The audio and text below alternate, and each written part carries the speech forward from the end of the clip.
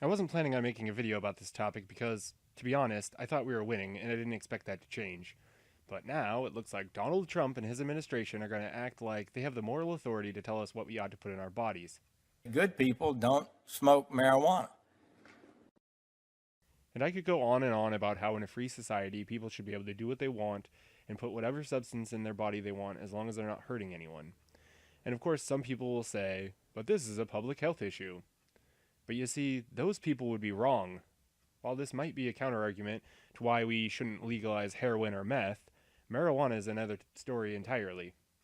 We don't need a debate about if weed is harmful or not because we already have precedent. If you think weed is bad but alcohol and tobacco are okay, then you're a hypocrite. I'm not saying that weed is a cure for anything or that it's even completely safe, but it is without a doubt less harmful than alcohol and tobacco. And if you think, well, I'm not a hypocrite, I think they all should be banned, then you need a history lesson. Because prohibition didn't work. People keep finding ways to get shit-faced, and if Trump cracks down on weed, people are going to find a way to get stoned. But rather than a free market, where I'm able to walk into a store where I know the product has been tested for safety and purity, and I have the ability to find exactly who grew it, and exactly how strong it is, and I have a huge variety, I'll be forced to take my business to the shady black market. I'll be forced to deal with some guy that I hardly know and probably don't really trust, or else give it up entirely. And who stands to benefit from this? Certainly not the states that have been collecting enormous tax revenue. In my home state of Oregon, it was just shy of $15 million last year. And certainly not the people in those states who now have jobs, for which there are over 2,000 new retail jobs in Oregon alone. And while most of these jobs are low-paying jobs, they're jobs nonetheless. Not the people who would have otherwise been criminals, who have now become agricultural entrepreneurs. Not the people who would be locked up for trying to have a little fun or relax, and not the people who pay taxes to fund the prisons, which is all of us. Not even Trump's administration has anything to gain as far as I can tell. But you know who does benefit? The drug cartels, the one Trump is so adamant on getting rid of. And I know the argument has been made before that if we legalize drugs, that the cartels will be crippled. But even ignoring all the other drugs that might be actually causing a public health crisis, legalizing marijuana will be a huge step in taking the livelihoods from these cartels. And it would be far cheaper and more efficient than building a wall. And before anyone says, well, the wall is about immigration and not drugs. Mr. Trump, what are we going to do? Drugs are pouring in. I'm going to create borders. No drugs are coming in. We're going to build a wall. So if Trump is so against the cartels and getting rid of crime in the inner cities, then why does he want to stir up trouble with citizens who just want to be left alone and aren't doing anything to hurt anyone?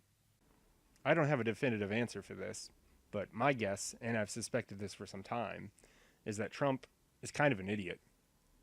Oh, wait. That wasn't a secret. Well, never mind. Don't get me wrong, I'm not saying Hillary would have been better, but Trump already won the presidency, so Hillary is irrelevant. And I'm not saying that Trump is the worst president in history. Quite to the contrary.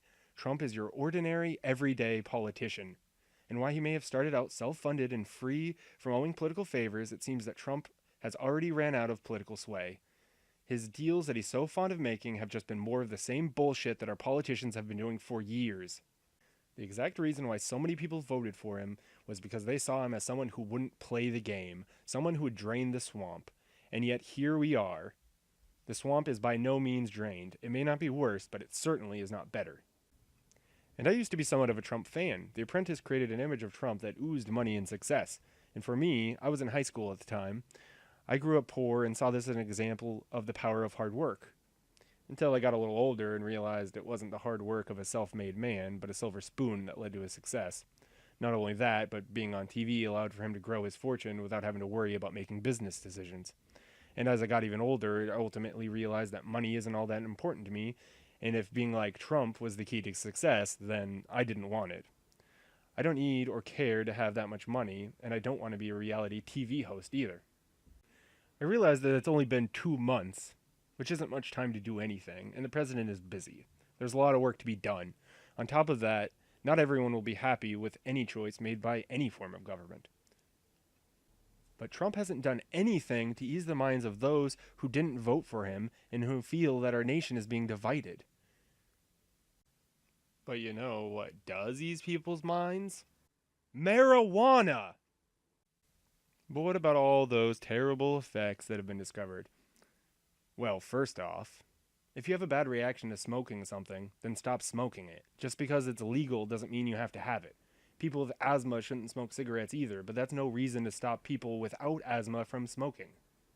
Second, there's only been one newly discovered potential effect, CHS, or cannabinoid hyperemesis syndrome. I'm probably pronouncing that wrong. And it's not even that big of a deal. You have some pain when you smoke too much pot, and that's it. All you have to do is stop it. Stop smoking, and the pain goes away. And while there has been some correlation between CHS and legalized recreational marijuana, the fact that the syndrome is newly discovered means that a few years ago it would have been misdiagnosed. And even if a doctor had known about CHS, the patient may have felt that they need to lie as to not admit to breaking the law.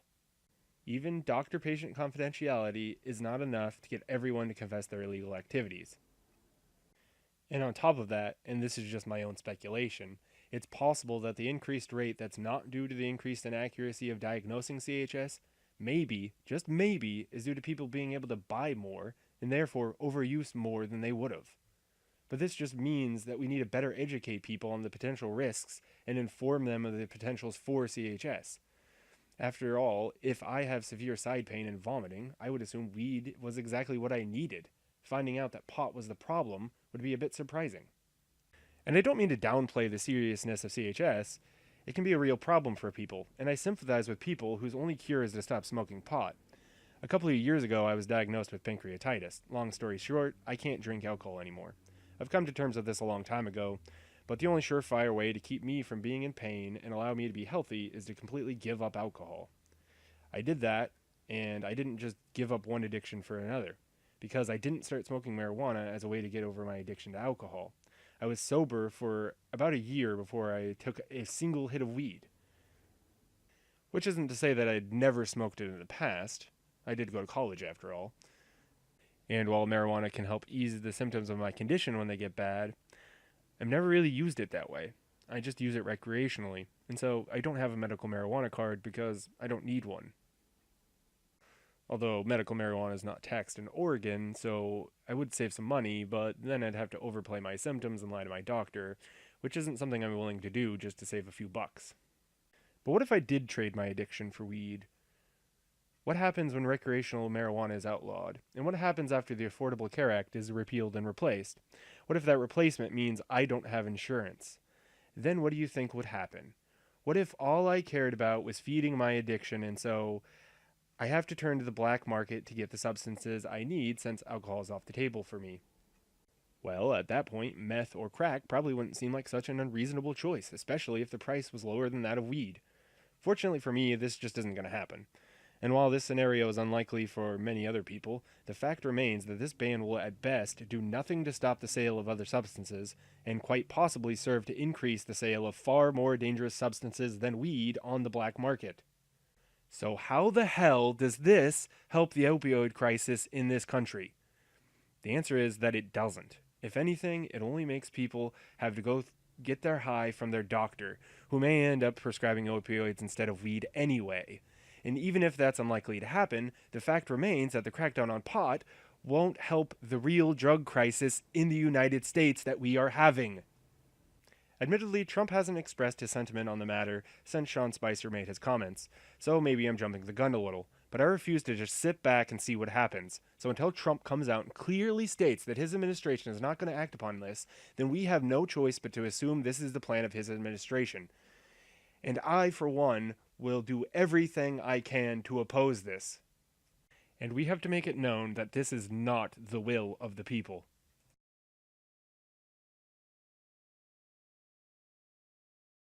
Thanks for watching, and if you want to follow me on social media, the links are in the description.